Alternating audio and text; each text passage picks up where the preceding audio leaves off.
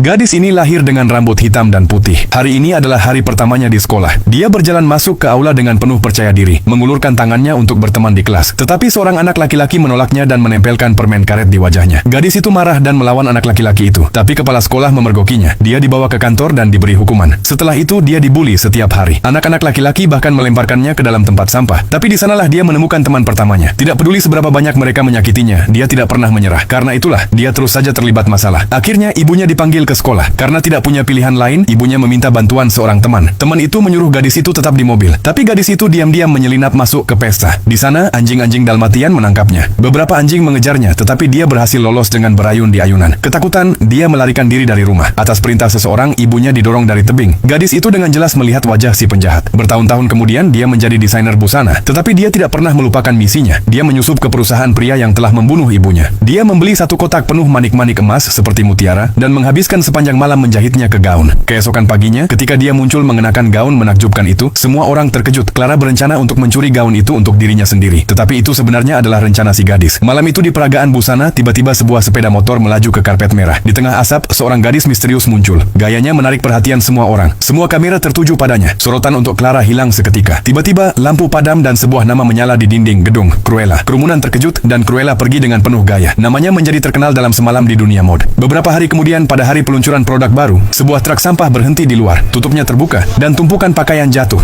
Gadis itu tersenyum, muncul dengan penampilan baru dan naik ke truk sampah. Saat truk bergerak, semua orang menyadari bahwa pakaian itu sebenarnya adalah gaun sepanjang 15 meter. Clara sudah tidak diperhitungkan lagi. Beberapa hari kemudian, di acara mode besar di London, mobil Clara tiba-tiba berhenti karena pintunya macet. Cruella muncul lagi dan membentangkan gaun panjangnya di atas mobil itu. Itu adalah gaun bergaya kerajaan. Sekali lagi, semua perhatian media tertuju padanya. Keesokan harinya, semua koran hanya memuat satu berita, badai mode Cruella. Bos gemetar karena marah dan memerintahkan timnya untuk menemukan gadis misterius ini. Tapi dia terlalu pintar. Polisi pun tidak bisa menemukannya. Bos menaruh semua harapannya pada gaun emas itu. Namun gadis itu sudah siap. Dia memberi sinyal pada rekannya. Diam-diam masuk ke perusahaan mode dan meninggalkan petunjuk palsu. Bos panik dan memerintahkan semua gaun dikunci di brankas dan tidak boleh dibuka. Tapi itu adalah bagian dari rencananya. Pada hari pertunjukan, ketika brankas dibuka, ratusan serangga keluar. Kerumunan panik berlarian. Semua gaun mewah milik bos hancur. Manik-manik emas itu ternyata adalah telur serangga. Dan dengan cara inilah gadis itu diam-diam membalas dendam atas kematian ibu.